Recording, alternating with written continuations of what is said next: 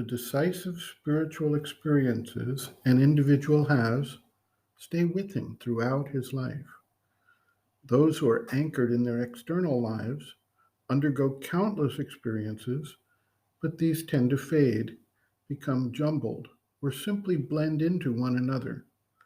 Who can, after all, remember what they ate for breakfast 10 days ago, much less 25 years ago?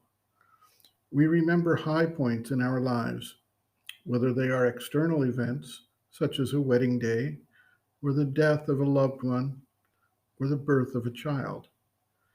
Spiritual experiences are remembered as they, like the external events we tend to remember, are high points in our awareness. This happens naturally without any prompting. In some cases, these experiences come upon one suddenly, unannounced, unasked for, and yet we remember them. This illustrates the importance of the experiences. The imprint of the spiritual experience on the psyche of the individual is indelible, and we frequently observe that an individual who has had such an experience tries to repeat and prolong the experience whenever possible. These experiences are important because they disclose a deeper, hidden truth of existence and speak to our true inner selves, the soul, the psychic being. They lead the individual beyond the domination of the body, the life force, and the mind, and open up the realms of the soul and spirit, which is the origin and source of the central will in the being. This leads eventually to the aspiration and seeking for a constant experience of these deeper truths of existence. It is a known fact that memory is encapsulated and can be released through recreation of the sight, the sound, the scent, the environment, the mental and emotional state during which it was experienced. The triggering effect of these things can either reopen the relation to the source of the experience, or at the very least, put the body in a receptive state that takes on the qualities of the experience. This is a secret behind visiting shrines or sacred groves or temples, behind the burning of incense, behind practices of visualization or chanting of mantras, behind sitting for meditation in a space that is dedicated to the practice, and doing so at the same time on a consistent basis. Assuming one is not doing this by rote or by some mechanical process, but focusing the energy with awareness, one is putting oneself into a frame of reference that is related to the experience one is seeking to reproduce or extend. A devotee asks, how can one become aware of the central will?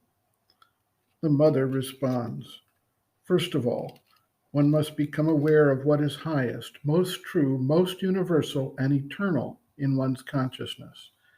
This is learned gradually. One learns to discern among one's ordinary external movements and the different gradations of the movements of one's inner consciousness.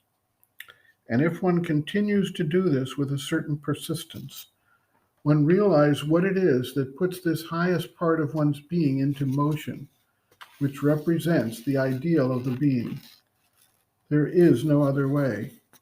Sometimes this awakens through reading something, sometimes through a conversation, sometimes through a more or less dramatic, that is, unexpected event, which gives you a shock, shakes you up, brings you out of your usual little rut. Sometimes, when you are in very great danger, suddenly you feel as though you are above yourself and beyond your small habitual weakness, having within you something higher, which can hold out against circumstances. Such occasions make you enter first into contact with that. Afterwards, by a methodical discipline, you can make the contact continuous, but usually this takes time. But first, you get it like that, suddenly, for one reason or another. Long silence. This may come with a very strong emotion, with a very great sorrow, a very great enthusiasm. When one is called to perform a fairly exceptional action in circumstances which are a little exceptional, all of a sudden one feels something as though breaking or opening within him, and one feels as though he were dominating himself, as though he had climbed up a higher rung and from there was looking at his own existence with the habitual senses. Once one has experienced this, one does not forget. Even if only once it has happened, one does not forget it. And one can, by concentration, reproduce the state at will later. This is the first step to cultivate it. Afterwards, one can very easily call up this state each time a decision is to be taken, and then one takes it in full awareness of the implications and foreseeing everything that's going to happen. I don't think there's one individual in the world who hasn't experienced it. In any case, one cultured individual, at least once in his life. Something that breaks and opens and one understands. End quote. Reference, Sri Aurobindo and the Mother, Growing Within, The Psychology of Inner Development, Chapter 2, Awakening of Consciousness, pages 21 to 22.